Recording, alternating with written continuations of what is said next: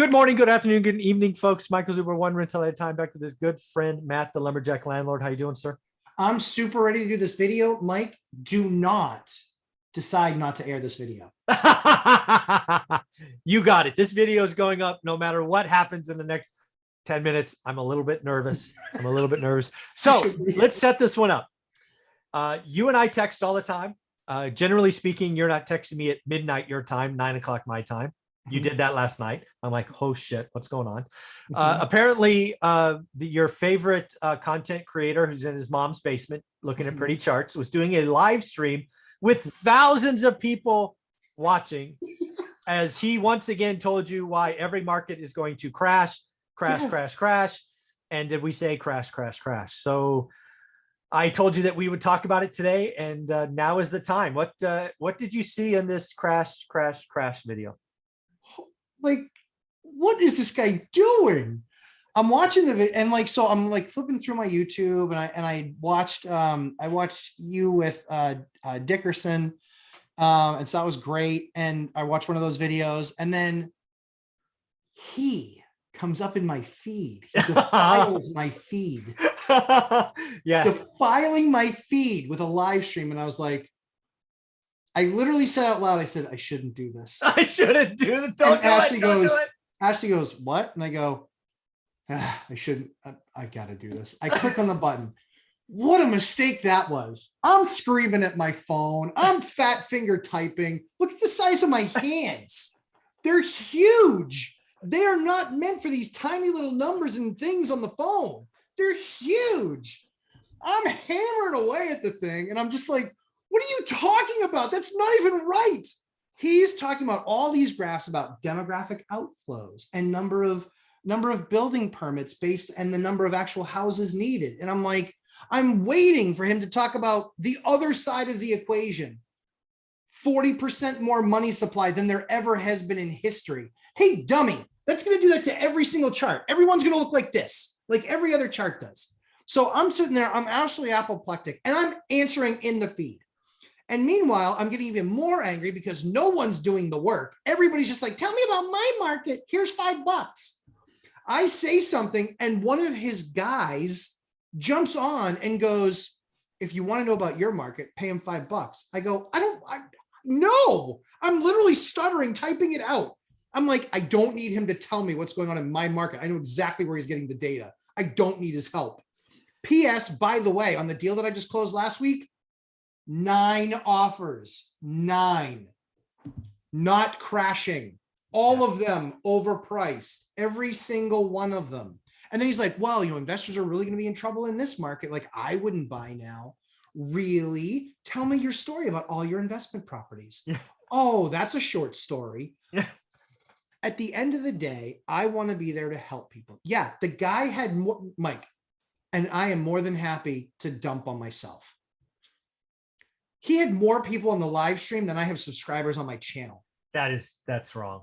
Yeah. More people on the live stream than I have subscribers on my channel. Am I jealous? No, not at all. But is it fascinating to me, the human dynamic? I'm bringing value. I'm telling people, here's all of the information, how it fits, and how an investor like me is making money in today's market. He is charging you $5 to tell you what the picture says. Yeah. Sucker. Like, yeah, an incomplete picture. Again, I love this guy because he's talking about Austin, Texas. Yeah. I know nothing about Austin, Texas, but you know what? I've been doing this a while. I got friends everywhere. So I called a buddy who's in Austin, Texas. That's his market, like Fresno is mine, and New Hampshire's, Dover is yours, right? Oh, by the way, if you want to know about a market, don't ask some jackass in his basement looking at pretty charts. Talk to somebody who is betting millions of dollars in the market. So I called him. I'm like, hey, buddy, did you see so-and-so is saying Austin's going to crash because it's up a lot? And he just laughed out loud. He's like, this guy doesn't understand. Our population of Austin, Texas is really small. Gee, it's not Dallas or Plano. No. It's Austin. Yeah. He's like, our population in 24 months is up 25%. Right. Because of Tesla and because of this and because of that. Our average income is up 15 to 18%, depending on who you talk to. Yes. Yep. We can't build enough houses. Our occupancy in apartments are 99.8%. Right. Right. Record highs. And rents are increasing. We need more housing. But here's the deal. People can move here faster than we can build stuff. This is not slowing down. Anybody who thinks Austin is going to crash because of some stupid ass chart isn't paying attention. Could it flatten out? Yeah, we've sucked in a lot of appreciation. But there's a difference between a slowdown and a crash. There is no reason for Austin, Texas to go up 30% again. Right. Could it go up 13? Yep. Maybe. Look, one of the things that he was talking about too is he was saying Atlanta is going to crash. Oh my God. Atlanta is going to crash 20, 30% because, Mike, here's his rationale. Because there's more investors buying home than people. And I said, I literally typed into it. I typed into the answer. I said, any investor that's buying a home, a real estate investor is buying that home and renting it out because there is demand. Yes, the highest risk adjusted return is in single family home ownership, you idiot. Don't you think there's a reason for that? And oh, by the way, rent is going to be the highest accelerating thing going forward because prices go first, rents go second. There is, here, I'll just say it right now. Barring a war on American soil, there is no chance that there's a real estate market that crashes 30% next year. Agreed. How would it happen? None of them. Real estate doesn't move that fast. Right. It doesn't move that fast. He was literally going market by market. And he's like, yeah, this one's kind of, flat market, blah, blah, blah. Listen, you have to take all things into account. Appreciation up like this means nothing when you take it when you put it in a vacuum. Yeah. When you recognize that 40% of the cash that we've ever printed was in the last 18 months, that's what's going to cause inflation and everything going up to the right. Yeah. That's what it does. The other thing I hate about him is it's very clear that he's driven by price. I can't tell you how many times he said that LA or Bay Area is going to crash because of the price. He's still saying LA is going to crash. That's what he said last night. Price doesn't mean bupkis. Agreed. It's payment, it's income, it's all these other facts. When you look at a chart and say we are above 2006 and thus it must fall, you are a moron.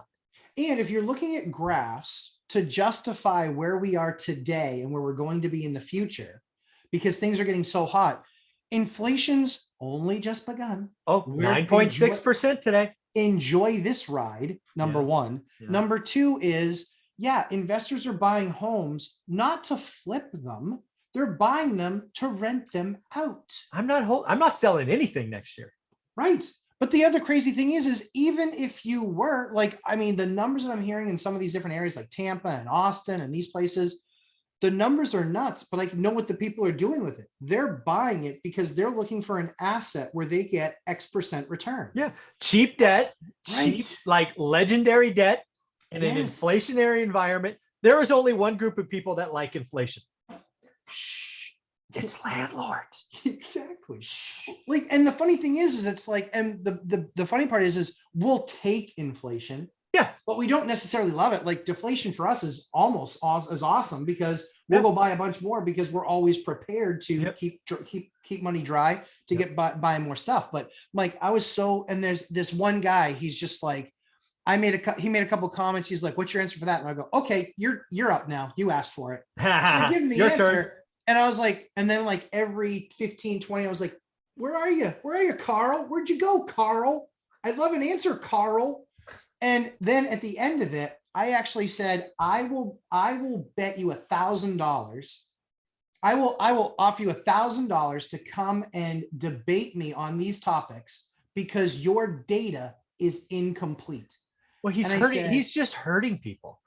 He is. Mike, you have people on your channel that say they listening to him, they paused. They didn't buy. You lost 23% appreciation. Hope it was worth it. And lifetime low rates because the rates you got last year aren't. You'll never touch those rates again. I offered him $1,000 to debate me. And I said, the money can go wherever you want. If you need it because you're charging people $5 to tell them about their market, you can have it. But that's fine. But I offered him $1,000. And I said, but let's take this offline and discuss. I'm still waiting for him to reach back out to me because honestly, I want to have the conversation because what he's doing and what he's putting out there is hurting people. I just want to give them the rest of the data.